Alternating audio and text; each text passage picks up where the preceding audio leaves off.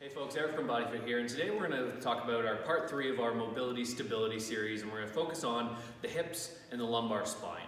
So by this point, I think you have a good idea of what the difference between mobility and stability is, and we're going to talk about how that applies now to the hips. And so with our hips and our low back, they really work in tandem with a lot of exercise. We want our lumbar to be nice and stable and have really good mobility in the hips. And a lot of people are really locked up through the hips and don't have good mobility, so they create it falsely in their low back.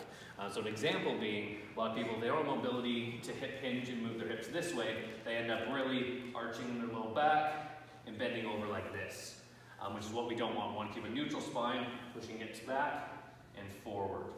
So we're going to go over a couple different exercises that you can do to help work on that hip mobility. And it's a lunge progression, so it's a bit of a dynamic movement. So I'm starting here, and I'm going into a knee hug, so I'm bringing my knee nice and high, getting hip flexion, stepping into a lunge, getting hip extension on the opposite side, with a bit of a twist towards my leg, and then walking forward on the other side. Obviously there's a lot going on there. If that's a little too difficult, we can regress that back and break it into its components.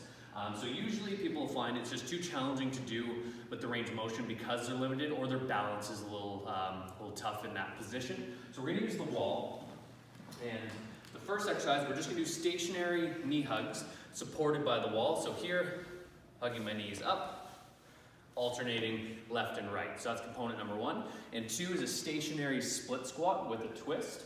So here again, using the wall to support for my balance, nice and tall, dropping my back knee straight down, with a twist, and straight up.